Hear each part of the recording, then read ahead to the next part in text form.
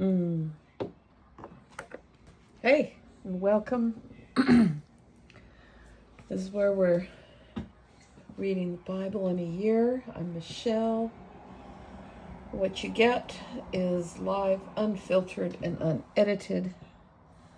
And we're going to be reading a little bit from the New Testament, a passage from the New and the Old Testament, passages from both.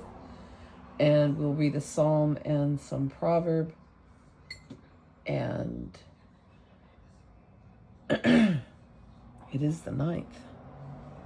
So, yesterday we started Isaiah. And today we will continue with starting at chapter 3 and going through chapter 5. And then we'll parachute into 2 Corinthians 11 in the New Testament.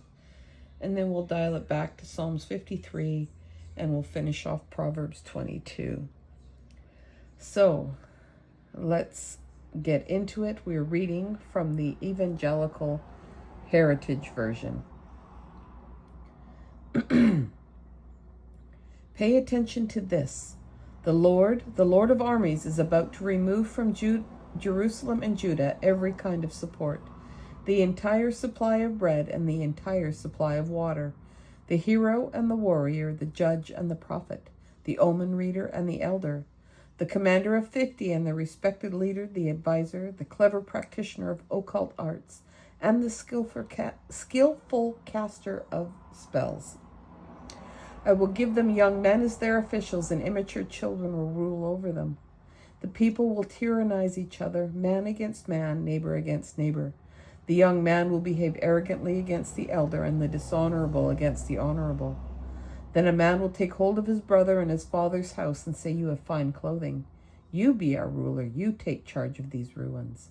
But in that day his brother will cry out, "I am not a healer. In my house I have neither bread nor fine clothing. Don't make me a ruler of this people." Yes, Jerusalem has stumbled and Judah has fallen, because their speech and their actions are against the Lord. They defy his glorious presence. The look on their faces testifies against them. They parade their sin like Sodom. They do not bother to hide it. How terrible it will be for them. Look, they have brought disaster upon themselves. Tell the righteous that it will go well for them, and they will eat the fruit of their labors. How terrible it will be for the wicked. Disaster is coming upon them. Yes, whatever they have done with their hands will be paid back to them. As for my people, children will oppress them, and women will rule over them. My people, your guides are leading you astray. They are confusing you about the way you should go. The Lord stands up to make his case. He stands to judge the peoples. The Lord will enter into judgment with the elders of his people and with their officials. He says, "It is you who have devoured the vineyard. The things you have stolen from the poor are in your houses." What do you mean by crushing my people and grinding the faces of the poor, declares the Lord of armies. The Lord also says this, because the daughters of Zion are haughty, and they walk with their heads held high, flirting with their eyes, walking seductively with quick little steps, with ornaments jingling on their ankles. The Lord will crown the heads of the daughters of Zion with scabs.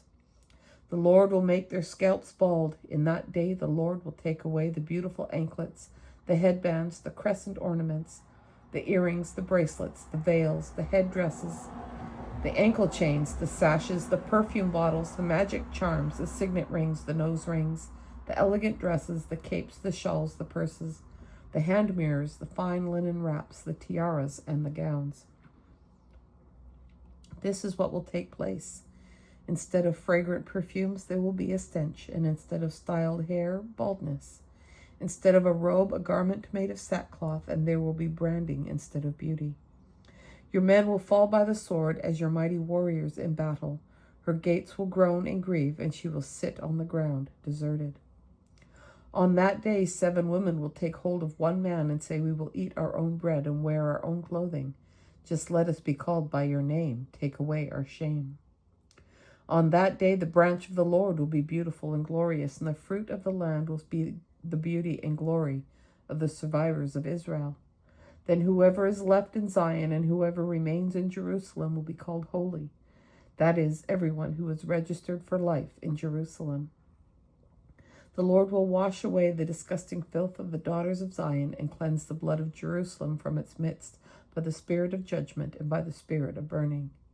Then over the entire site of Mount Zion and over her assemblies, the Lord will create a cloud of smoke by day and a bright flaming fire by night. Gee, that sounds familiar. So there will be a canopy over all the glory. In the daytime there will be shelter to provide shade from the heat, and to provide refuge and a hiding place from the storm and the rain. Let me sing for my loved one a song about my loved one's vineyard. My loved one had a vineyard on a fertile ridge. He dug it up and gathered the stones out of it. He planted it with the best vines.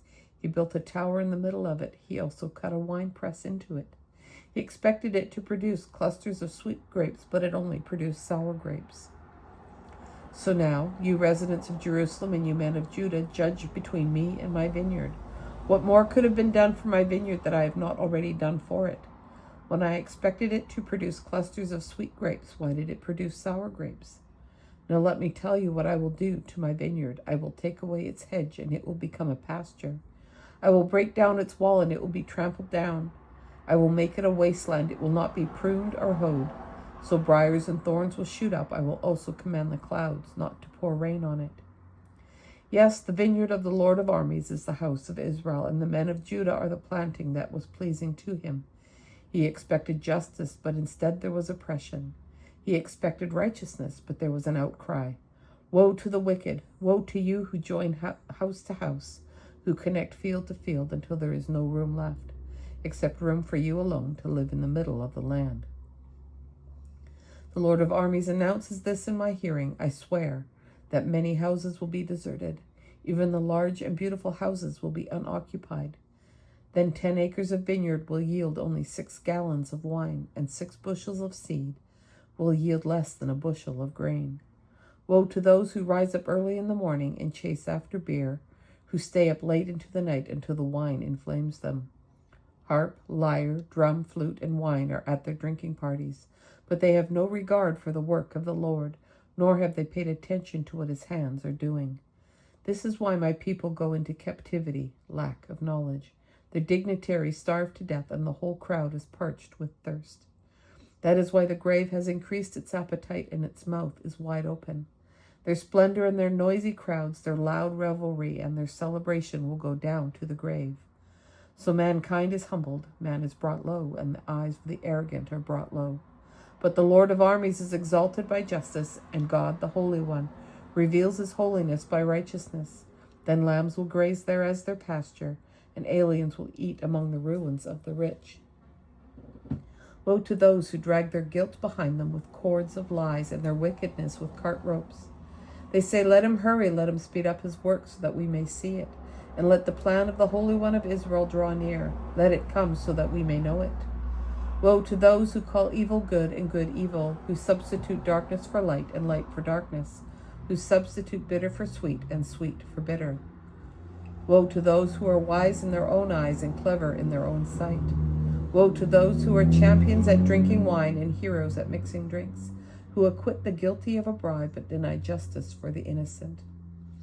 Therefore, as the flames of a fire devour stubble, and as dry grass sinks down into the flames, in the same way their roots will rot, and their blossoms will dry up like dust, because they have rejected the law of the Lord of armies, and they have despised the word of the Holy One of Israel. Therefore the Lord's anger burns against his people, and he has stretched out his hand against them and has struck them. The mountains tremble, and their dead bodies will lie like garbage in the middle of the streets. In spite of all this, his anger is not turned away, and his hand is still stretched out, ready to strike. He will raise a signal flag for the nations from far away, and he will whistle for them to come from the end of the earth. Watch, they will come swiftly and quickly. No one among them will be weary or stumble. No one will slumber or sleep. The belt around their waist will not be unbuckled, and the straps of their sandals will not be broken. Their arrows are sharp and their bows bent. Their horses' hooves will be like flint, and their wheels like a whirlwind. Their roar will sound like a lioness, and they will roar like young lions. Yes, they will growl. They will seize their prey and carry it off, and there will be no one to rescue anyone from them.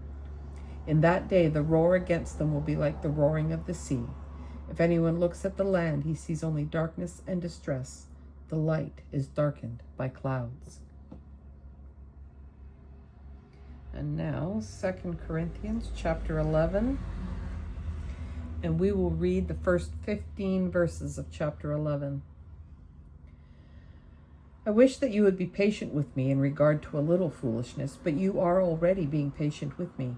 You see, I am jealous about you with a godly jealousy because I promised to present you as a pure virgin to one husband, Christ. But I am afraid that somehow, just as the serpent deceived Eve with his cunning, so also your minds might be led astray from a sincere and pure devotion to Christ. In fact, if someone comes and preaches another Jesus whom we did not preach, or if you accept a different spirit which you did not accept before, or a different gospel which you did not welcome before, you put up with it all too well. I do not think that I am in any way inferior to the super apostles, but even if I am an amateur in speech, yet I am not an amateur in knowledge. No, in everything we have clearly demonstrated that to you in every way. Or did I commit a sin by humbling myself so that you would be exalted, because I preached the gospel of God to you free of charge? I robbed other churches by receiving support from them to minister to you. And when I was with you and needed something, I did not burden anyone, because when the brothers came from Macedonia, they supplied what I needed. In every way I kept myself from ever being a burden to you, and I will continue to do so. As the truth of Christ is in me, this boasting about me will not be silenced in the regions of Achaia. Why? Because I do not love you? God knows I do. But what I am doing and will continue to do is being done in order to cut off the opportunity of those who want an opportunity to boast that they should be considered equal to us. In fact, such men are false prophets, deceitful workers, masquerading as apostles of Christ. And no wonder, for Satan himself masquerades as an angel of light.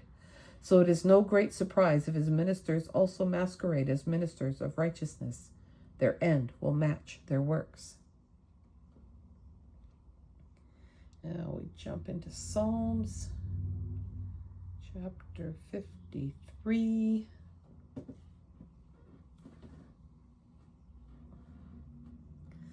The fool says in his heart, there is no God. They are corrupt, they commit horrible evil, and there is no one who does good. God looks down from heaven on all the children of Adam to see if there is anyone who understands, anyone who seeks God. Every single one has turned back. Altogether they have become rotten. There is no one who does good. There is not even one. Don't they know, all those evildoers who devour my people as if they were eating bread? They do not call on God. There they are, terrified, where there was nothing to fear. For God scattered the bones of those who camped against you. You put them to shame because God despised them. Who will provide salvation for Israel from Zion? When God restores his people, let Jacob rejoice and Israel be glad. In Proverbs 22, we'll get to the last two verses, verses 28 and 29. Do not move an ancient boundary marker that your ancestors made. Do you see a person who is efficient in his work? He will serve kings. He will not serve nobodies. That, my friends, is the reading for September 9, 2025. My workday is done, but yours may be just starting. I hope you have an awesome day or an awesome evening. I'm really glad you joined me. Hope you catch you on the next one. Take care, and bye for now.